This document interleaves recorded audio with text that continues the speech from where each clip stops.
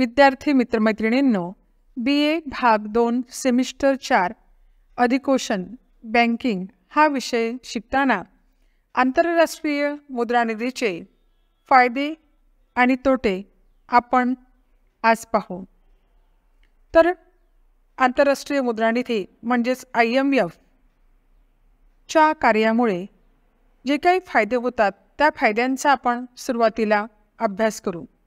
त्यात पहिला फायदा आहे सुरक्षित कोष। IMF आपल्या सदस्य राष्ट्रांना त्यांच्या कोट्याचा मोठा भाग स्वदेशी चलनात ठेवावयास सांगते। त्यामुळे अनेक देशांच्या चलनाच्या स्वरूपात एक सुरक्षित कोष IMF जवळ जमा झाला आहे। त्यातून गरजू राष्ट्रांना विदेशी चलनाचा मागणीनुसार पुरवठा करण्यात येतो, परंतु एखाद्या चलनाची मागणी पुरवठ्यापेक्षा जास्त झाल्यास अशा चलनास दुर्मिळ चलन घोषित करून सदस्य राष्ट्रात त्याचे नियंत्रित वाटप केले जाते। त्यानंतर दुसरा फायदा आहे विदेशी व्यापारात वाढ। आंतरराष्ट्रीय मुद्रानिधीमुळे विदेशी व्यापारात मोठ्या प्रमाणात वाढ व विस्तार झाल्याचे दिसून येते। याचे प्रमुख कारण म्हणजे IMFने सदस्य राष्ट्रांच्या देण्यांमधील अडचणी बऱ्याच प्रमाणामध्ये दूर केल्या आहेत। त्यानंतर तिसरा फायदा आहे विदेशी विनिमय दरात स्थिरता। IMFच्या स्थापनेपूर्वी विदेशी विनिमय दरात मोठ्या प्रमाणात चढ उतार आढळून येत होते। IMFच्या स्थापनेनंतर मात्र विदेशी विनिमय दरात स्थिरता निर्माण झाल्याने आंतरराष्ट्रीय व्यापारात वाढ झाली आहे।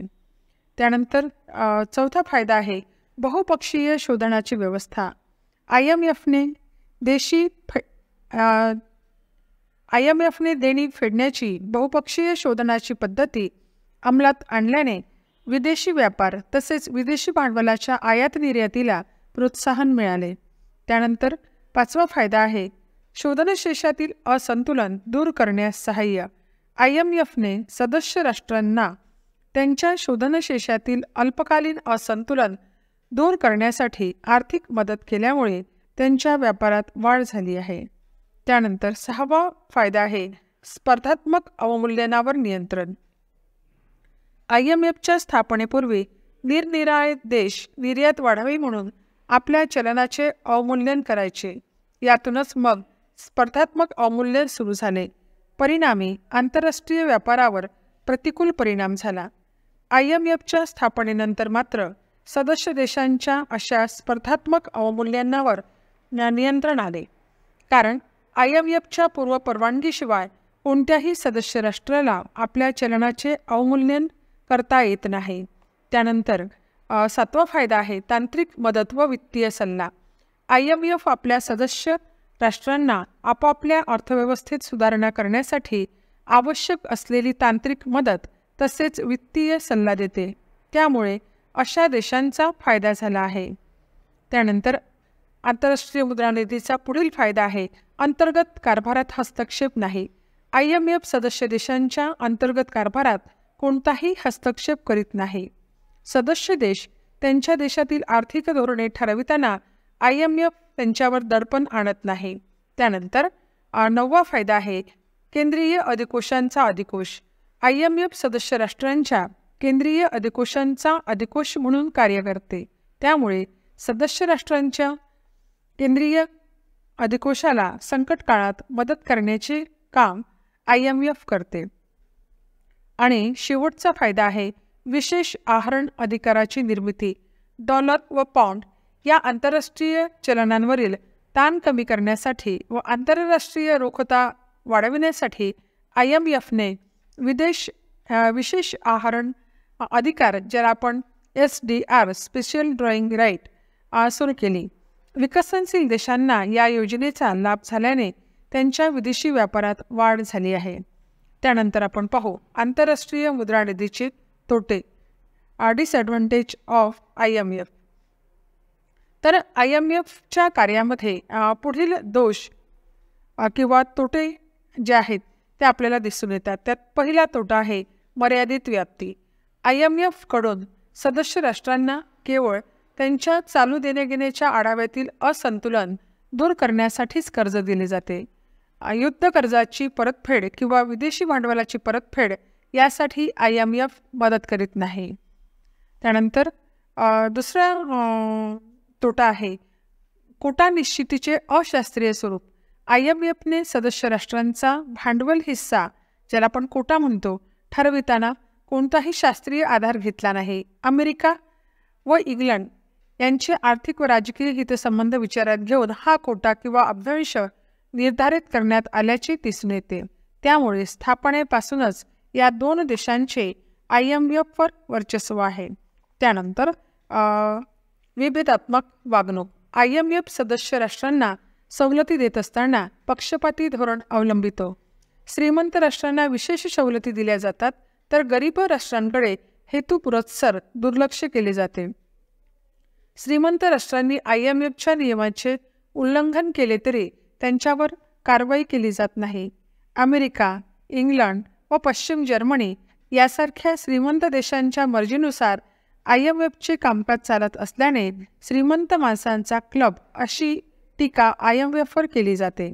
त्यानंतर चौथी दोष किंवा टीका आहे अमेरिकेचे वर्चस्व. IMFवर अमेरिकेचे वर्चस्व असल्याचे दिसून येते. त्यामुळे अमेरिकेशी ज्यांचे संबंध चांगले नाहीत अशा देशांना IMFचा लाभ होत नाही.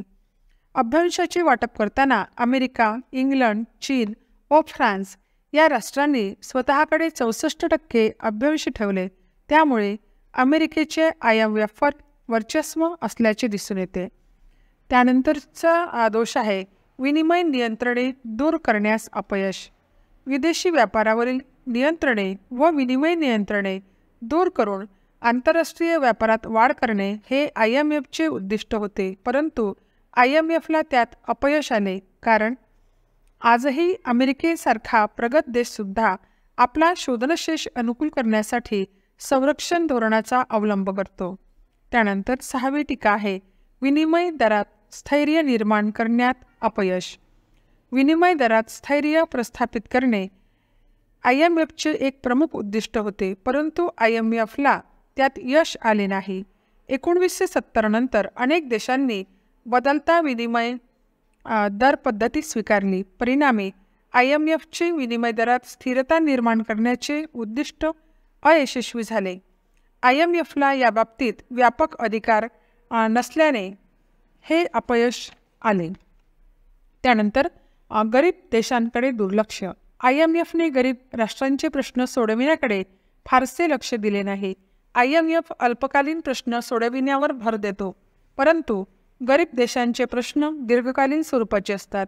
IMFने अशा गरीब देशांना आपल्या चलनाचे अवमूल्यन करून सातत्याने सल्ला देऊन त्यांच्या चलनाचे मूल्य कृत्रिमरित्या घटविले, परंतु त्यामुळे गरीब देशांचे प्रश्न अधिकच बिकट झाले. त्यानंतर 8वा दोष आहे रोखतेची समस्या अनुत्तरित. सदस्य राष्ट्रांना गरजेनुसार विदेशी चलनाचा पुरवठा करून आंतरराष्ट्रीय रोखता वाढविण्याचे IMFचे उद्दिष्ट होते, परंतु निधीला त्यात अपयश आले. त्यातून मार्ग काढण्यासाठी IMFने 1969 साली विशेष आहरण अधिकार योजना सुरू केली, परंतु अधिकाधिक आफ्रिकी व आशियाई देशांच्या नवीन सदस्यत्वामुळे मुद्रानिधीच्या मर्यादित संसाधनावर ताण पडल्याने रोखतेची समस्या सुटू शकली नाही. त्यानंतर पुढचा दोष आहे व्याजाचा उच्च दर. IMFकडून मिळणाऱ्या कर्जावर चढत्या दराने व्याज आकारले जाते, त्यामुळे कर्ज घेणाऱ्या देशांवरील कर्जाचा बोजा वाढला. असे चढे व्याजदर गरीब देशांना परवडत नाही. आणि शेवटचा दोष किंवा टीका आहे नववसाहतवाद. IMF आपल्या धोरणातून जगातील गरीब राष्ट्रांमध्ये नववसाहतवाद रुजवत आहे अशी टीका IMFवर होते. IMFवर अमेरिका व इतर प्रगत देशांचे वर्चस्व असल्याने या राष्ट्रांच्या हिताचे धोरण IMF राबविते. रचनात्मक सुधारणा कार्यक्रमांतर्गत भांडवलशाही अर्थव्यवस्थेची धोरणे विकसनशील देशांवर, विशेषतः कर्जबाजारी देशांवर लादण्यात येतात. ही धोरणे बहुराष्ट्रीय कंपन्यांना व विकसित राष्ट्रांना फायदेशीर असल्याने IMFच्या मदतीने अशा गरीब देशांमध्ये एक प्रकारे नववसाहतवादच रुजविण्यात येत असल्याची IMFवर टीका होती. तर अशा प्रकारे IMFवर जरी वरील टीका होत असल्या तरी IMF ही अत्यंत लोकोपयोगी संस्था असून तिचा अनेक देशांना फायदा झाला आहे.